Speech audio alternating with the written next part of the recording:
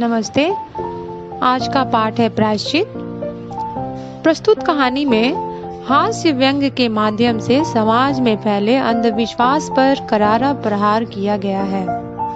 प्रायश्चित के नाम पर कुछ लोग भोली भाली जनता को बेवकूफ बनाते हैं। प्रायश्चित कहानी में समाज में फैले अंधविश्वासों पर व्यंग्यात्मक तरीके से प्रहार किया गया है। तो आइए पढ़ते हैं भगवती चरण वर्मा द्वारा लिखित यह कहानी। कबरी बिल्ली घर भर में किसी से प्रेम करती थी तो रामू की बहू से, और रामू की बहू घर भर में किसी से घृणा करती थी तो कबरी बिल्ली से।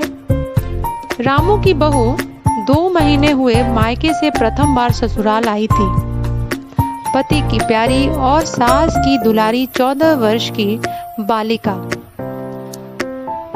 भंडार घर की चाबी उसकी करघनी में लटकने लगी। नौकरों पर उसका हुक्म चलने लगा और रामू की बहू घर भर में सब कुछ। सास जी ने माला ली और पूजा पाठ में मन लगाया। यानी रामू की बहू जो थी वो घर भर में सबकी दुलारी और प्यारी थी और सब कुछ उसके ही जिम्मे था। एक दिन रामू की बहू ने रामू के लिए खीर बनाई। पिस्ता, बादाम, मखाने और तरह तरह के मेवे दूध में औटाए गए।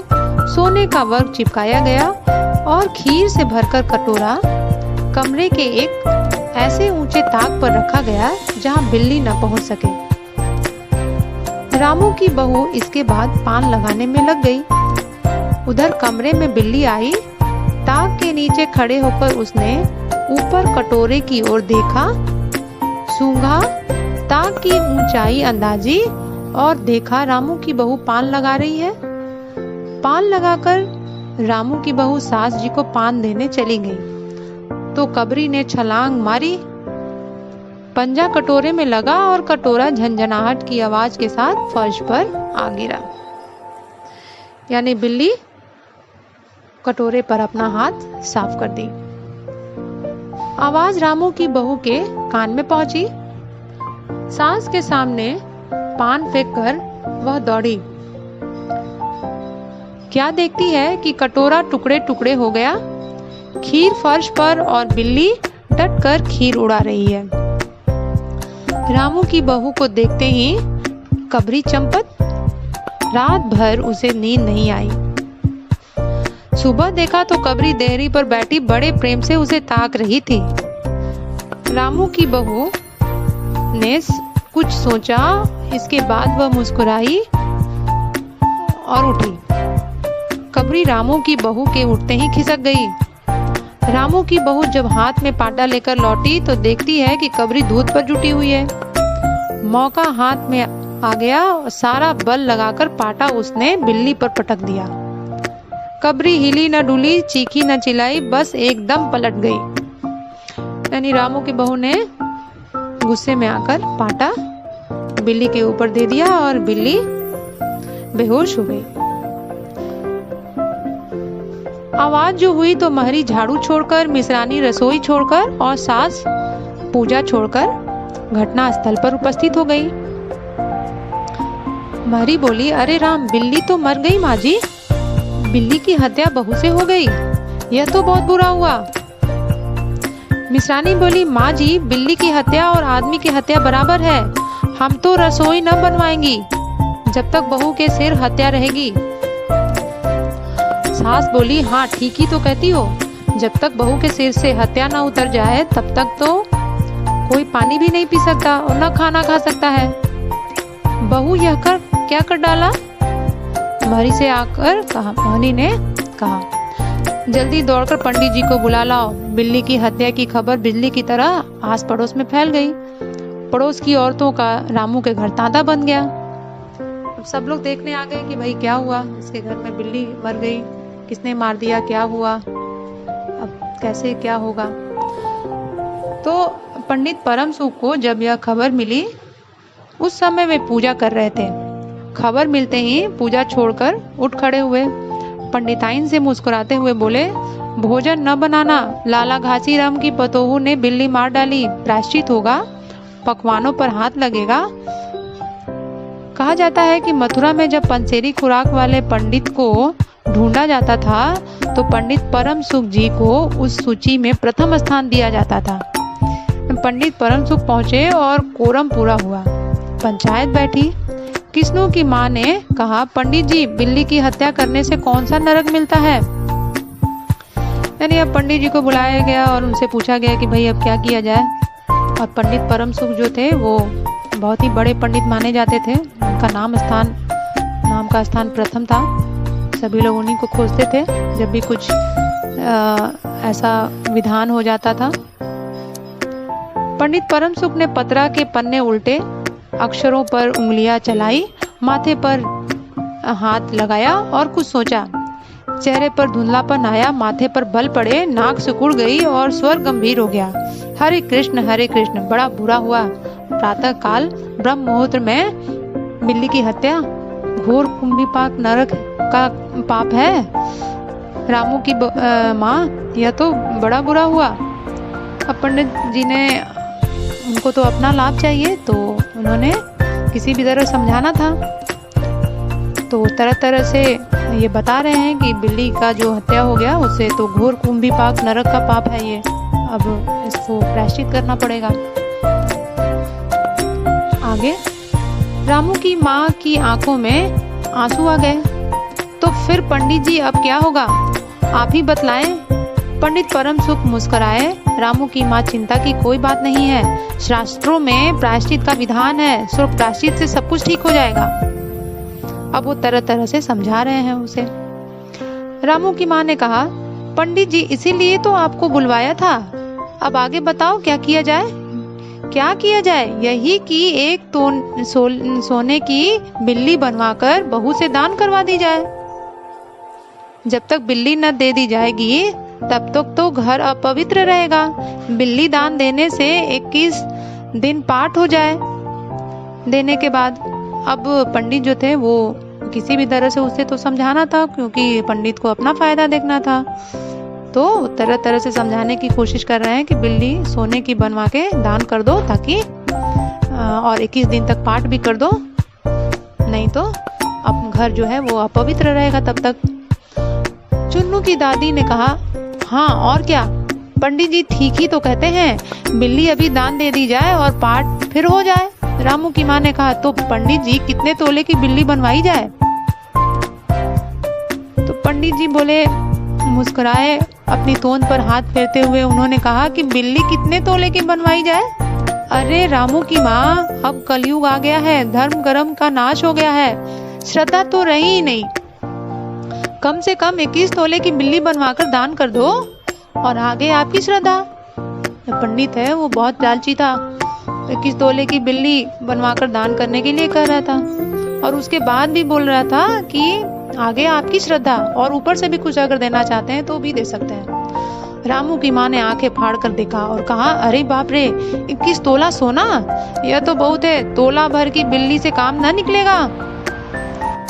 रामू की माँ भी बहुत भोली थी और उसने पंडित को अपनी तरह से समझाने की लाख कोशिश की। पंडित परम सुख हंस पड़े। रामू की माँ, 1 तोला सोने की बिल्ली, अरे रुपए का लोभ बहू से बढ़कर है क्या? बहू के सिर पर बड़ा पाप है, इसमें लोभ ठीक नहीं। मोल तोल शुरू हुआ। मामला 11 तोले की बिल्ली पर ठीक हो गया। इसके बाद पूजा पाठ की बात आई। पंडित परम सुख ने कहा कि इसमें क्या मुश्किल है, रामू की माँ, मैं पाठ कर दिया करूंगा, पूजा की सामग्री आप हमारे घर भिजवा दीजिएगा। पंडित परम सुख बहुत लालची था और 11 तोले की बिल्ली जो थी मोल करने पर बात पक्की हो गई और उसके बाद पूजा की सामग्री के विषय में भी बात होने लगी और रामू की माँ ने सब कुछ व्यवस्थित कर दिया। तो पूजा में सामान कितना लगेगा? अरे कम से कम सामान में पूजा कर देंगे। दान के लिए 10 मन गेहूं, 1 मन चावल, 1 मन दाल, मन भर तिल, 5 मन जौ, 5 मन चना, 5 मन घी, पसेरी घी और मन भर नमक भी लगेगा। बस इतने में ही काम चल जाएगा। अब इतना सारा चीज बता दिया पंडित ने। अब रामू की माँ की तो पसीने छूटने लगे। अरे बाप रे, इतना सामान! पंडित जी, इसमें तो 150 रुपए खर्च हो जाएंगे। अब उस जमाने में तो 150 रुपए बहुत होता था ना। तो रामू की माँ ने रुआसी होकर कहा, तो इतने भाई 150 रुपए खर्च हो जाएंगे, पर इससे कम में तो काम न चलेगा। बिल्ली की हत्या बड़ा पाप है। खर्च को देखते वक्त पहले बहू के पाप को भी देखो। यह तो प्रायश्चित है, कोई हंसी खेल थोड़े ही है। अब जो पंडित परम सुख था तो वो अपना बता रहा है कि भाई बिल्ली को मारने वक्त तो ये तो देख लो कि कितना बड़ा पाप है, बिल्ली का पाप बहुत बड़ा होता है। तरह तरह से समझाने की कोशिश कर रहा है। पंडित परम सुख की बात से प्रभावित किस्नू की माँ ने कहा कि पंडित जी ठीक तो कहते हैं, बिल्ली की हत्या कोई ऐसा वैसा पाप तो नहीं, बड़े पाप के लिए बड़ा खर्च भी चाहिए। चुन्नू की दादी ने कहा, और नहीं तो क्या, दान पुण्य से ही पाप कटते हैं, दान पुण्य में किफायत ठीक नहीं।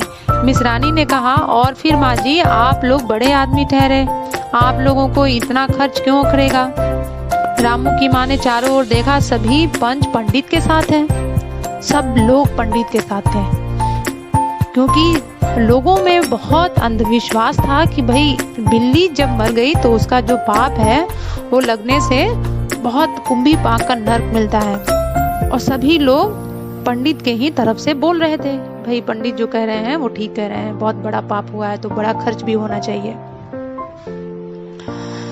पंडित परम सुख मुस्कुरा रहे थे। अब मुस्कुराएंगे क्यों नहीं भाई, सब लोग उनके साथ थे। उन्होंने कहा, रामू की माँ, एक तरफ तो बहू के लिए कुंभी पाक नरक है और दूसरी तरफ तुम्हारे जिम्मे थोड़ा सा खर्च, इतने से खर्च को वो थोड़ा सा खर्च बता रहे थे। सो उससे मुंह न मोड़ो।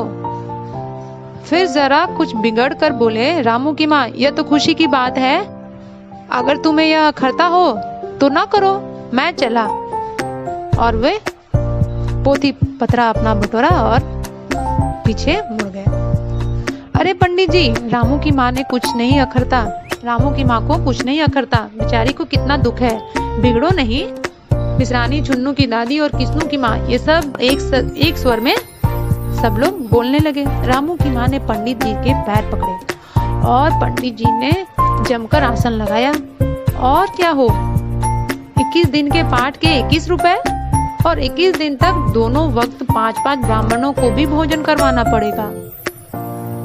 कुछ रुककर पंडित परम सुख ने कहा कि इसकी चिंता मत करो, मैं अकेले दोनों समय भोजन कर लूंगा और मेरे अकेले ही भोजन करने से 5 ब्राह्मणों के भोजन के फल मिल जाएंगे।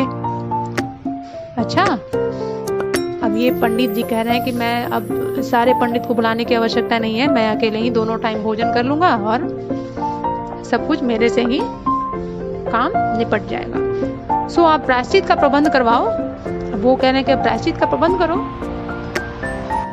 रामू की माँ 11 तोला सोना निकालो, मैं उसकी बिल्ली बनवा लाऊं। 2 घंटे में मैं बिल्ली बनवा कर लौटूंगा, तब तक पूजा का सब प्रबंध करके रखो। और देखो, पूजा के लिए।